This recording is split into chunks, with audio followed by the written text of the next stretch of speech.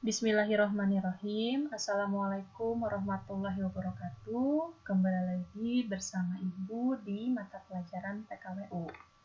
Untuk pertemuan kali ini kita akan membahas tentang perencanaan usaha pembenihan ikan. Ada beberapa hal yang harus diperhatikan sebelum kalian membuka usaha pembenihan ikan, ya. Nah, perencanaan usaha itu pada umumnya memuat pokok-pokok pikiran sebagai berikut nih. Yang pertama, itu nama perusahaan. Kalian harus memikirkan nama perusahaannya apa, ya. Pemilihan nama perusahaan itu harus dipikir secara baik-baik, karena nama perusahaan ini berdampak secara panjang, dalam jangka panjang gitu. Pemberian nama itu harus berorientasi ke depan. Gak hanya pada faktor-faktor yang kekinian aja.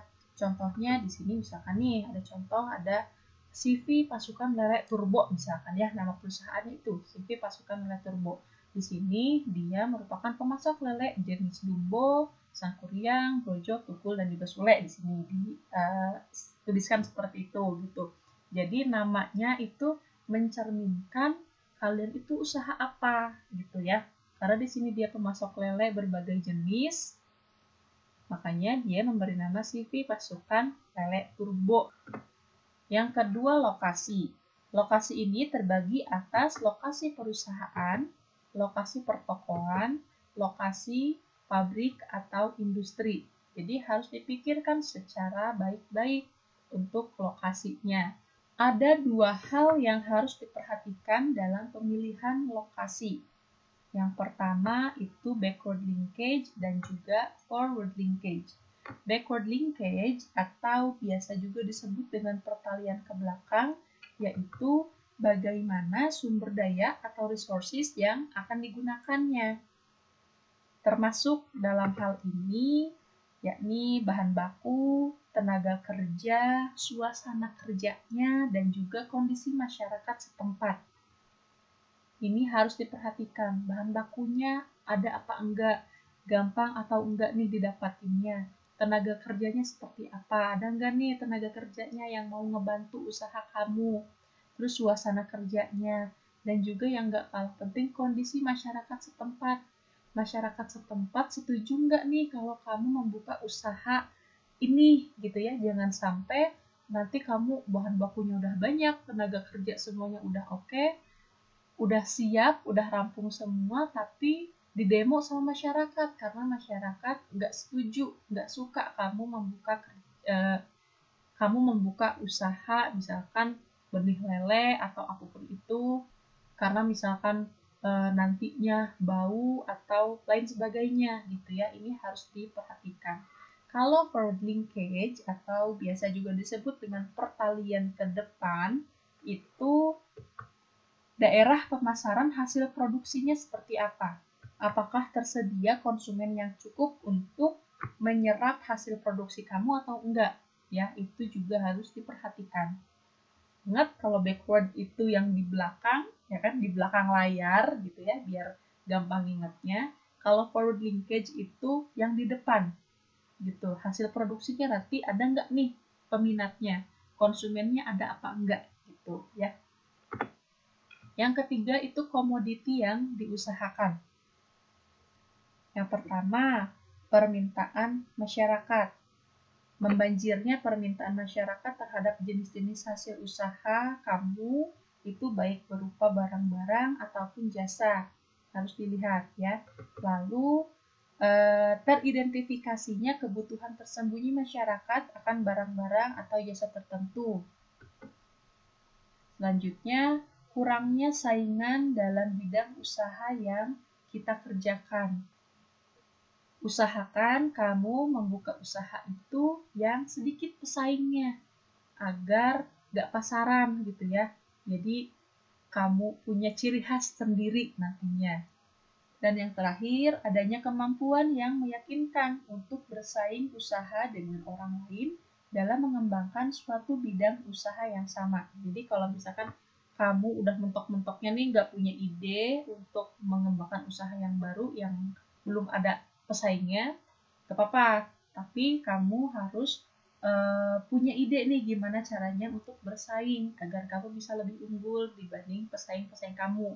Tentunya bersaing secara sehat, ya, jangan menggunakan hal-hal yang kurang terpuji untuk bersaing ini. Lalu yang keempat, konsumen yang dituju. Nih, prospek konsumen ini didasarkan atas bentuk usaha dan jenis usahanya. Jika jenis usaha yang dijalankan itu berbentuk industri, tentu jangkauan konsumennya itu akan lebih luas dibandingkan dengan usaha di pertokoan, gitu ya. Jadi harus tahu bentuk usahanya apa, berupa industri atau pertokoan. Gitu. Yang kelima, pasar tujuan. Sebuah perusahaan yang mulai memasuki pasar akan menempatkan perusahaan itu sebagai apa? Apakah sebagai market leader atau pemimpin pasar, atau market challenger atau penantang pasar, ataukah sebagai market follower atau pengikut pasar, dan juga atau sebagai market maker atau sebagai perelum pasar. Penguasaan pasar dalam arti ini menyebarluaskan produk itu merupakan faktor menentukan dalam pengembangan usaha kamu. Agar pasar dapat dikuasai oleh kamu, maka kualitas dan harga barang juga harus sesuai dengan selera konsumen dan daya beli atau kemampuan dari konsumennya. Yang keenam, partner yang diajak untuk kerjasama. Partnership itu ialah suatu asosiasi atau persekutuan dua orang atau lebih untuk menjalankan suatu usaha dalam mencari keuntungan. Walaupun persekutuan ini banyak dilakukan dalam bidang usaha yang mencari laba, tapi ada juga nih persekutuan yang dibentuk tidak untuk mencari laba. Bentuk partnership ini dapat mengatasi beberapa kelemahan yang terdapat pada bentuk usaha perseorangan. Jadi sebelum kamu membuka suatu usaha, kamu harus tahu partner yang akan diajak kerjasama sama kamu itu siapa-siapa aja nih. Biar nanti ketika usahanya sudah jalan, kamu nggak kerepotan untuk menjalankan usahanya. Misalkan dalam usaha budidaya pembenihan ikan ini, kamu sudah tahu nih, kamu mau berpartner dengan misalkan pemasok pakannya, siapa aja, ya kan? Pemasok airnya lancar atau enggak, pemasok sarana dan prasarana lainnya itu seperti apa, kayak gitu. Jadi partner ini juga sangat penting untuk dipikirkan. Yang ketujuh, personil yang dipercaya untuk menjalankan perusahaan. Kamu harus memilih seseorang untuk menjalankan perusahaan itu karena kejujurannya. Kejujuran itu nomor satu, ya. Jadi untuk menjalankan suatu usaha, usahakan kamu memilih dengan benar, dengan baik, orang yang jujur, yang loyal dengan kamu, yang mau diajak usaha bareng-bareng, yang mau diajak untuk sama-sama mengembangkan usaha ini. Seperti itu. Yang kedelapan, jumlah modal yang diharapkan dan yang tersedia. Pada umumnya, pengusaha pemula itu kan saat akan mendirikan usaha memiliki jumlah modal yang sangat minim, ya. Padahal modal utama dalam sebuah usaha itu yakni semangat dan kejujuran. Itu jadi modal utamanya tuh. Jika modal yang dimiliki oleh pengusaha itu sangat terbatas, maka dapat dilakukan kerjasama dengan partner yang masing-masing menyetorkan modalnya. Dan semua sumber dan juga kemampuan pengumpulan modal ini harus dicatat. Biar nanti ke depannya nggak ada sengketa. Harus jelas, harus teliti. Itu untuk sumber-sumber modalnya, siapa, jumlahnya berapa, gitu. Untuk menghindari konflik ke depannya. Yang kesembilan, peralatan perusahaan yang perlu disediakan. Peralatan yang perlu disediakan adalah sesuai dengan kepentingan usaha kamu. Peralatan usaha pertokoan tentu akan berbeda dengan usaha kerajinan dan industri. Untuk pertama kali membuka usaha, pikirkan peralatan yang sangat diperlukan. Peralatan yang kurang diperlukan itu sebaiknya tidak dibeli terlebih dahulu, karena akan mengganggu uang kas. Gitu. Jadi beli yang paling penting. Kamu harus punya prioritas peralatan mana yang paling penting. Itu yang harus diutamakan. Kalau dirasa itu kurang penting, itu lebih baik dipending gitu ya.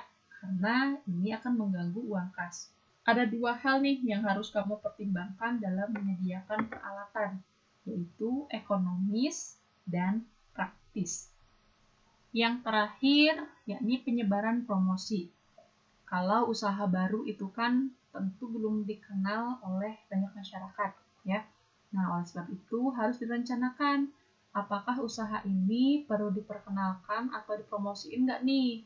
Jika harus dipromosikan, harus direncanakan bentuk promosinya seperti apa, tempat atau media mempromosikannya di mana, menggunakan apa ya, lalu keunggulan apa yang akan ditunjukkan. Kamu tahu nggak 5 besar negara pengekspor ikan hias itu dari negara mana aja?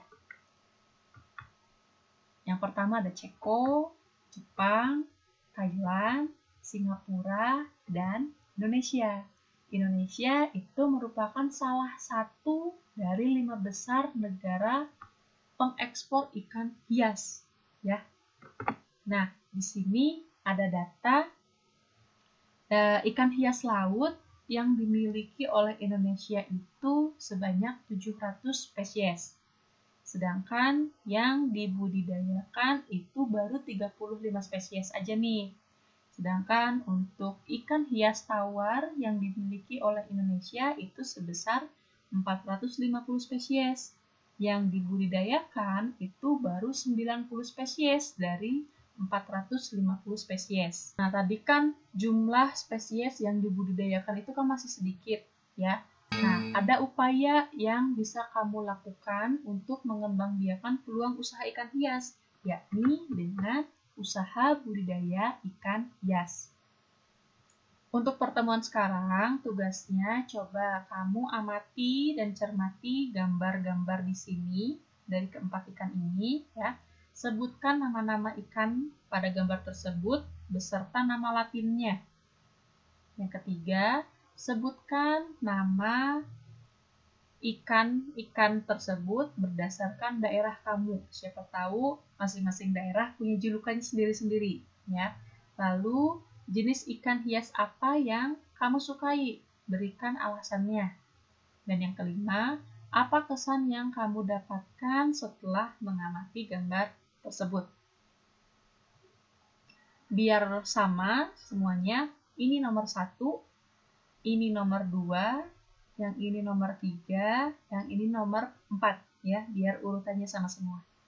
Oke, kamu kerjakan di buku catatan, jangan lupa beri nama dan juga kelasnya, lalu kamu upload di Classroom.